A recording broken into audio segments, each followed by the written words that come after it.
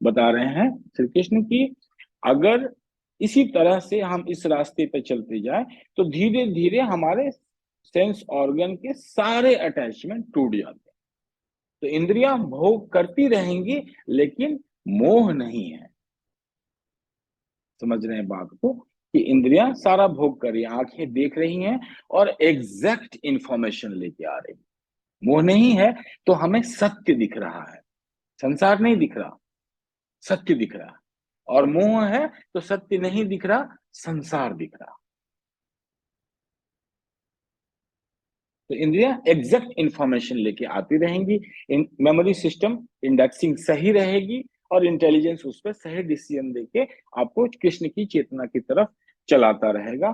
तो ये प्रक्रिया चलती जाएगी। और जैसे आज आपका अटैचमेंट, अगर आज आपने ध्यान किया, होश में आए, बोले अभी जरा देखें करें, तो हो सकता है कि आप 90% तक आपको टेस्ट मिला डिटैचमेंट का, थोड़ा सा मोह का, या किसी एक पदार्थ से मोह छूटा, तो उसकी ऊर्जा कैसे लौट रही है अंदर की तरफ, और इंटेलिजेंस अवेकेंड होके आपको जीवन का मार्ग दिखा रही है। तो एक 98% है।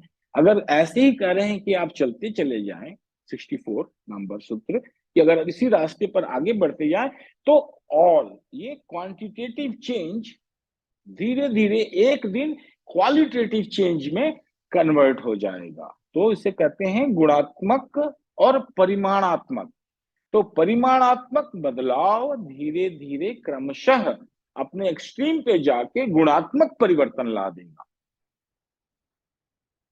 और जब गुणात्मक परिवर्तन ला देगा और आप जो मुक्ति या मोक्ष या स्थित प्रज्ञ या फ्रीडम आपको महसूस होगी, उसके जो सिद्धांत हैं उस पर आप ध्यान लगाते रहिए।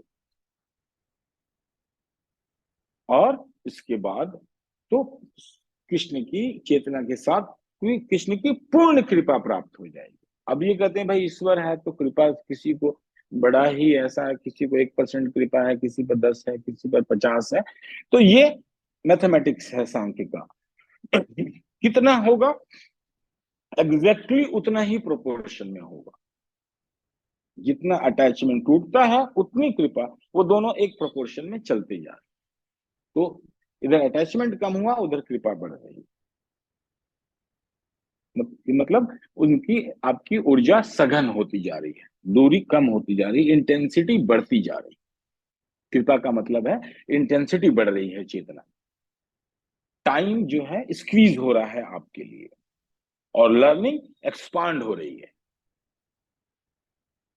आपकी सीखने की क्षमता बढ़ती जा रही है, टाइम स्क्वीज होता जा रहा है, और चेतना में सघनता बढ़ती जा रही, डेंसिटी बढ़ रही है। ये आपने रास्ता चुना कृष्ण चेतना का। उसके है कि होना चाहिए ना प्रमाण, की कैसे लगेगा, कैसे जानेंगे। तो इसीलिए इसे हम वैज्ञानिक कहते हैं। ये एकदम कंप्यूटर के प्रोग्रामिंग की तरह बात करते हैं, हर चीज मैथमेटिक्स की तरह, आइदर और दिस दैट, ऐसा होगा तो ऐसा होगा। और ये क्वांटिटेटिव चेंज का आप प्रयास करेंगे और एक दिन क्वालिटेटिव चेंज में कन्वर्ट होगा, तो कैटेगरी चेंज हो जाती है एकदम से। तो एनालिटिकल कैटेगरी को एकदम ब्लैक एंड व्हाइट में भी ले आते हैं। एक क्षण है जब ये बढ़ते बढ़ते बढ़ते आपकी चेतना और अटैचमेंट घटते घटते घटते जब अटैचमेंट जीरो पे आएगा तो एक भयंकर चमत्कार होगा। क्या होगा? डायमेंशनल चेंज हो जाएगा।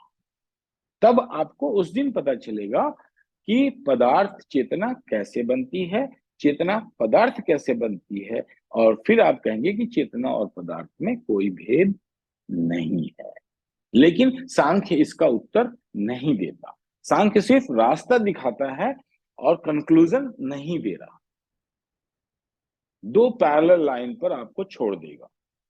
ये रास्ता है, ये गुणा गणित है इसका, इस रास्ते पर चलिए, उत्तर नहीं देगा सांख्य योग, सांख्य दर्शन। लेकिन श्री कृष्ण उत्तर देते हैं, ये अंतर है। कपिल मुनि के सांख्य योग की दृष्टि से हम देखेंगे तो उत्तर नहीं है। सिर्फ एक प्रक्रिया की तरफ आपको इशारा किया जा रहा है कि इस रास्ते आप प्रयोग कीजिए और ये दिशा है। लेकिन श्री कृष्ण उत्तर दे रहे हैं कि एक्चुअल इसका फल क्या आएगा, इसका रिजल्ट क्या होगा, इसका परिणाम क्या होगा, इस परिश्रम का, इस पुरुषार्थ का परिणाम ये होगा कि क्वालिटेटिव चेंज, गुणात्मक परिवर्तन और आयाम ही बदलेगा। तो उस बदले हुए आयाम में जीवन मुक्त और लोग जीते हैं, और मरने के बाद लोग मोक्ष प्राप्त करके उस आयाम में